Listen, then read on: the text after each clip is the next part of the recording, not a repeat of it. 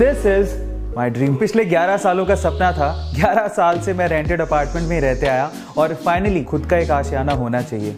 और मैंने कभी वैसे सोचा नहीं था कि बेंगलोर में मेरा खुद का घर होगा, और फाइनली मैंने अपना ड्रीम होम तैयार कर लिया है और वही मैं आप लोगों को दिखाना चाहता हूँ। बहुत मेहनत से और बहुत सपने से मैंने इस घर को सजाया है और आप लोग इसे ज़रूर देखिएगा। चलिए मैं आपको सैर कराता हूँ मेरे घर। सबसे पहले मैं आपको दिखाता हूँ डोर से एंट्रेंस। ये था कि फोयर एरिया क्या होता है। फाइनली जब होमलेन में डिजाइनिंग पार्ट आ रहा था तो एंट्री पार्ट को उन्होंने बताया कि this is a foyer area जो हमें डिजाइन करना है। तो हमें बहुत सारे डिजाइन दिखाए जिसमें हमें डिजाइन बहुत ही सूदिंग लगा और उसके बाद हमने इसको डिजाइन किया है। This is design by HomeLane only, and जो डिजाइनिंग है basically mirror designing, that is done by Anil and company. So basically यहाँ पर कारपेंट्री वर्क है बहुत ही खूबसूरत, और उसके बाद बुद्धा जी हमने यहाँ पर विराजमान किया है। और बेसिकली बुद्धा जी हमने लिया था होम सेंटर से। सो क्राफ्टेड है और हमें मतलब हम चाहते हैं कि कोई भी अंदर आए तो एक पॉजिटिव एनर्जी के साथ अंदर आए, जिसे बहुत अच्छा फील हो।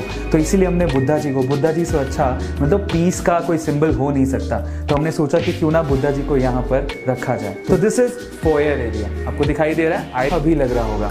चलो अब मैं आपको दिखाता हूँ फोयर एरिया के बाद हमारा लिविंग रूम। सो गाइस हम लोगों ने फ्लैट परचेज किया था, तो ये एरिया कॉमन था किचन के साथ, इस एरिया के साथ। तो यहाँ पे हमने खूबसूरत पार्टीशन बनवाया। ये पूरा वुड पार्टीशन है जो कि अनिल एंड कंपनी ने बनाया। सो ऑसम आर्किटेक्चर का एक नमूना कह सकते हो आप लोग, बहुत ही ब्यूटीफुल है। और ये एक्चुअली बाकी एरिया को लिविंग एरिया से अलग करता है। सो उसके बाद चलते हैं द लेविश लिविंग एरिया में। सुनहरे पल बिताने हो तो मुझे बहुत बहुत बहुत रिलैक्स फील हो, और ऐसे ही हमारे आने वाले गेस्ट को भी रिलैक्स फील हो। सो इन दैट केस यहाँ पर हमने काफ़ी चीज़ें लगवाई हैं। ये जो आपको अभी सोफ़ा दिख रहा है सेंटर पे, सो ये हमने और ये जो चेयर आपको दिख रही है विंग चेयर, बेसिकली ये हमारे शुभम डी डेकोर से ये कम्प्लीटली जो डिज़ाइन किया है बेसिकली ये डी डेकोर से है, और ये शुभम डी डेकोर वालों ने डिज़ाइन करके दिया है। और गणेश जी हमारे पहचान के हैं, शुभम डी डेकोर, जो बेंगलोर में बहुत ही अच्छा उनका डी डेकोर का काम है। सो उनसे बहुत अच्छा ट्यूनिंग, प्यारा ट्यूनिंग सेट हो गया था, और फाइनली उन्होंने विंग चेयर हमें डिज़ाइन करके दी, और जो हमारे लिविंग एरिया को 4 चांद लगाती है। अर्बन लैडर का नो डाउट वो सोफ़ा भी बहुत ही क्लासी है। सो हमने ट्राई किया जितना लेविश बना सकते थे उतना लेविश। इसके अलावा एक सेंटर टेबल भी है। सो बस इसके पीछे का मकसद ये था कि मतलब यहाँ पर बैठ के बहुत रिलैक्स फील हो। कर्टन्स हमने again D decor, Shubham D decor से डिज़ाइन, एंड आपको दिखाई दे रहे हैं वो हमने वहीं से ही लगवाए हैं। सो ये पूरा डी डेकोर के ही कर्टन्स है। सो इस लिविंग एरिया की खास बात एक और है, वो है यहाँ का आउटर व्यू। चलो मैं आपको दिखाता हूँ।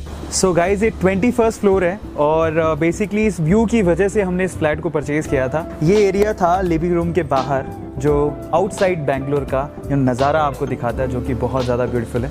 अब स्पेशली मैंने ये कॉर्नर डिज़ाइन करवाया, और वो कॉर्नर बेसिकली मैंने डिज़ाइन करवाया बुक्स के लिए और मेरे अवार्ड्स के लिए। जैसे कि आप लोग यहाँ पर देख ही पा रहे हो कि वेदांतु के अवार्ड्स और बाकी जो स्टफ़ है वो मैंने यहाँ पर रखा हुआ है, जो बेसिकली लिविंग एरिया है उसको और ज़्यादा ये एनहेंस करे। सो ये वो होम थिएटर का बहुत ज़्यादा शौक़ था। ये टीवी लगवाया था सोनी का, और ये टीवी हम लोगों ने क्रोमा से लिया है गाइस।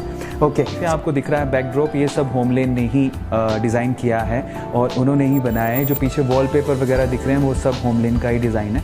इसके अलावा जो ऊपर आपको मिरर का जो आउटलुक दिख रहा है वो बेसिकली वो अनिल एंड कंपनी ने किया है। So that look so good. उन्होंने इस जो लिविंग एरिया है उसको रिच लुक देने की पूरी कोशिश की है, और आई थिंक हुआ भी है ऐसा।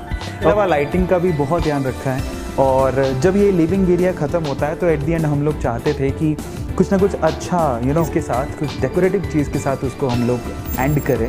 सो इन दैट केस एक ये फ्लावर पॉट हमने लिया होम सेंटर से, और उसके ताकि ये उसे एनहेंस कर सके। Okay so